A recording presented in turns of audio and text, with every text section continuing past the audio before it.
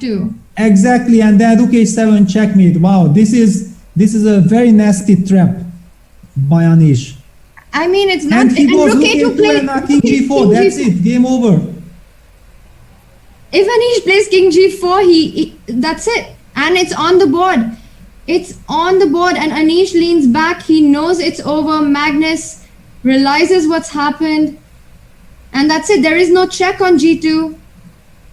There's no way to fight against rook h7, and Magnus Carlsen resigns.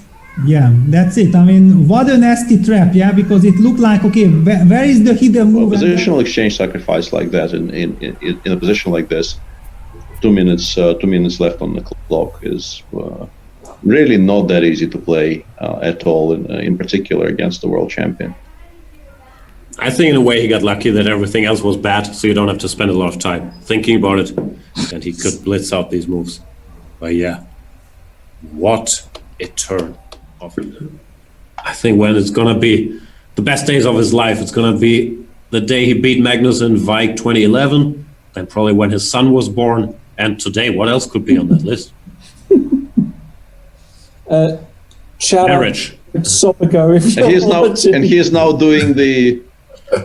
You're hitting the rook on d1. You're hitting that pawn on a2, and this would mean that white, if he falls back with the bishop to b3, you can pick up the rook on d1 and pick up the pawn on a2, and this gives you hope. Yeah, it's not going to be much hope with the bishop. Rook c7 on the board, Robert. Rook c7 played. Oh Anish, my goodness. Anish can go bishop a5, bishop b6, and win huge material here.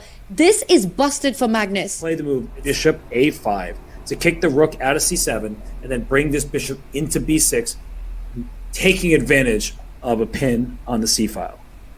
He's reaching out for it. I think this is just a moment that we all need to just take in because it's massive, and he goes for it. Anish Giri, unstoppable today.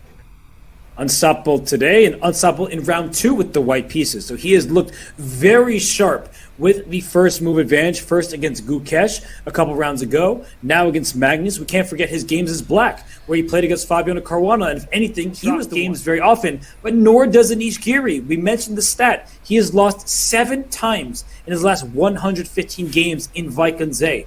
That is not a lot considering the level of opposition. And, well, Magnus here, he is kind of perked up a bit. He might make 1 more move, 2 more moves, but he is going to tip over his king, extend his hand, and give Anish Giri a much desired full point.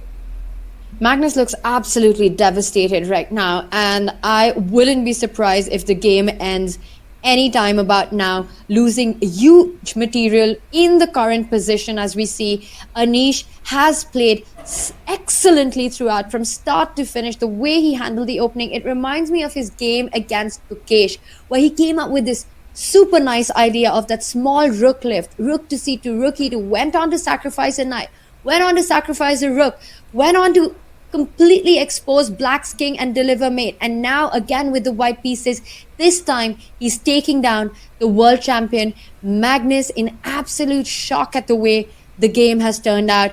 Robert, you said he might resign in a move or two. We might see that happen right now as Magnus realizes there's no way to defend material in this position. You move the rook, you save the rook, you lose the knight as the bishop. They get to do whatever it is they please before round 5. And there it is. The clock is stopped. Anish Giri takes down Magnus Carlsen. Not a sight you see every day. And the look on Magnus's face is like, what just happened there? The players, they are friends. They've known each other for a long time. Are currently pretty well placed.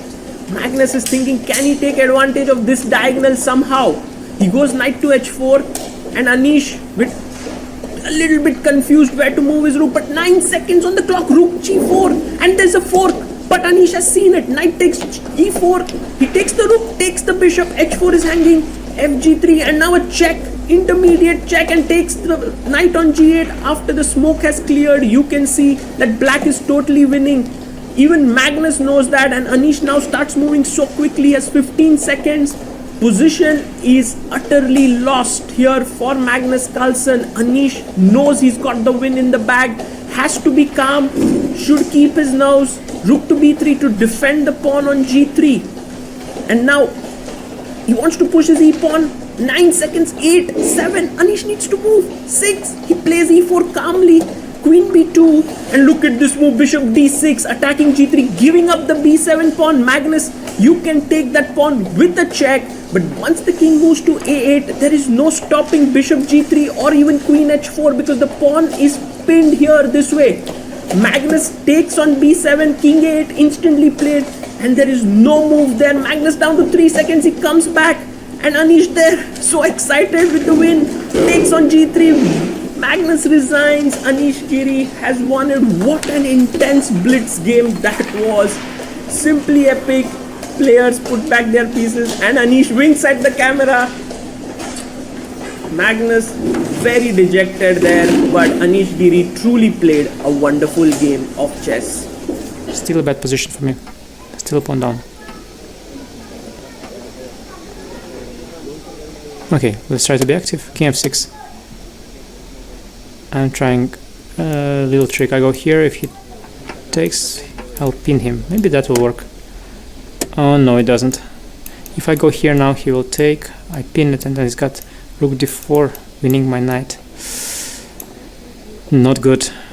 Now it's the moment to swallow your pride. Swallow it and go back in shame.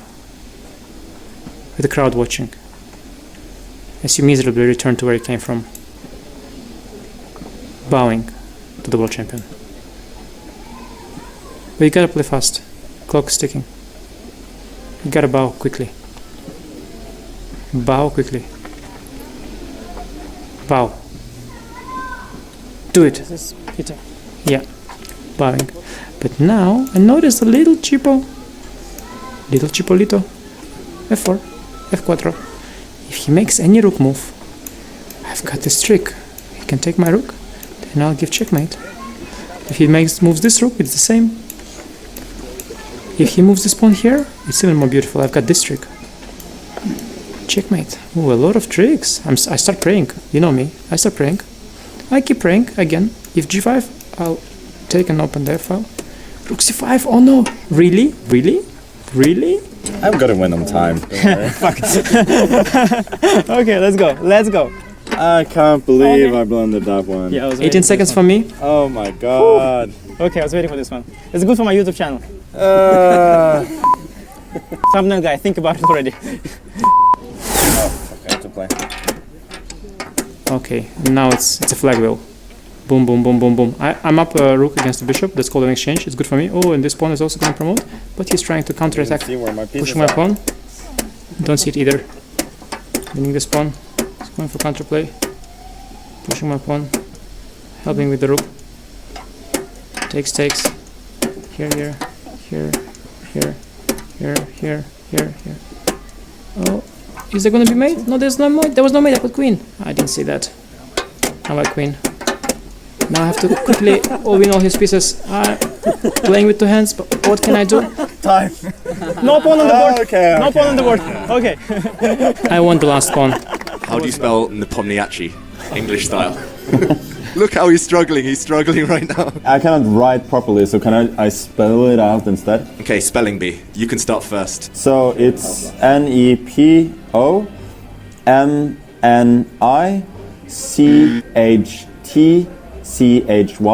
Isn't there no A after I? Nepomniachtchi, right? Yeah. Nepomniachtchi. Yeah, but I wrote this A. But you didn't say it. Okay, so but I just said it wrong. Just because I cannot speak, it doesn't mean that I'm wrong. First he was telling us not to trust his writing, then it's not to trust his talking. I just... No, you have to do like in the spelling bee. Nepomniachtchi. Nepomniachtchi. Nepomniachtchi. Yes! If a pawn is worth 1 point, then knights and bishops are worth 3 points, rooks 5, queen is 9. We're forgetting the king. How many points does each side start with? 32? 39 or something? 59. Yeah, Anish gets there first, I think. Oh, okay, I counted 1 for the pawns. Not the other 7. Wow, that was a big mistake. We have a winner, Anish Giri.